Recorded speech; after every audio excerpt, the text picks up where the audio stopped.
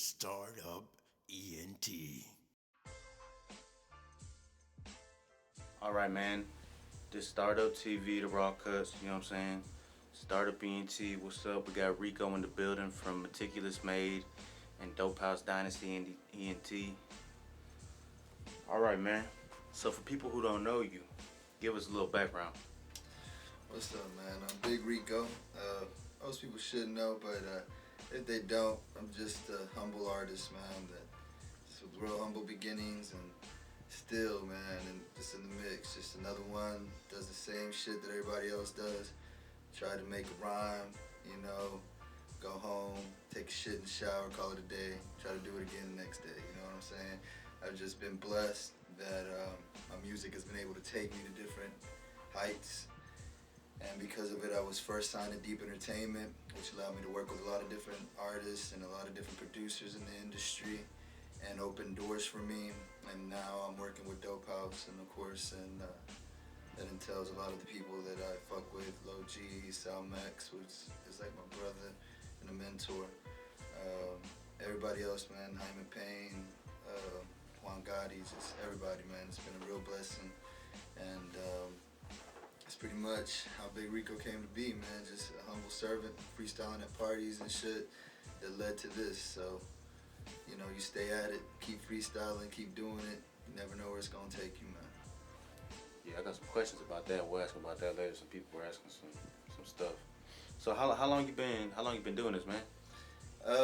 I started freestyling when I was like 13, just bullshitting. However, I didn't take it serious until 2008. So I took it for real in 2008. In 2008, I recorded my first track, like actually in studio track, with Bama Baby. So that was the first person actually who recorded me, who gave me some pointers that I still use to this day. Bama Baby has been a crucial part to who Big Ricco is. I don't think there would be a Big Ricco without Bama Baby, because he showed me so much. Everything from the mixing, the production, the editing, to just wordplay and verbiage and usage, and I've been able to make a lot of use of that. So I recorded my first track with him in 2008 and took it serious from there. So that's how long I've really been doing it, since '08. What inspired you to pursue your career in music? Well, my career in music, I've always wanted a career in music because it was my passion. Ever since I was little, I would hear music and I could listen to music like most kids could watch cartoons. I could sit there and go through my parents' old records and just listen to them. I remember listening to everything from Menudo to, Thriller, The Carpenters, all kinds of just old school stuff, because that's what was available to me. And then finally, when I was able to buy my first hip hop records, my Run DMCs, my MC Hammer, Vanilla Ice, stuff like that, Marky Mark and the Funky Bunch, stuff like that. I was able to listen to that stuff and just really pay attention and listen to it, which was later dismissed because of the need to make money, a quick buck. You want that independence. So I moved out of my parents' house at the age of 17, had my first house, cars, started doing my own thing. And with all of that, you forget your passion. You set it on the side. You put it to the sideline because you constantly need a paycheck now. You got to pay that rent. You got to pay that light bill.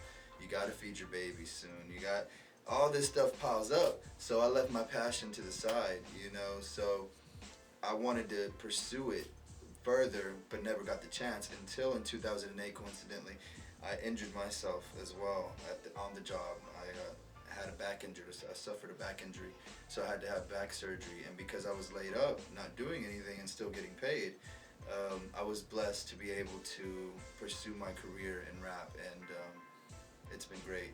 Like I said, I was able to start dropping tracks and work with everybody and be able to get to where I'm at now.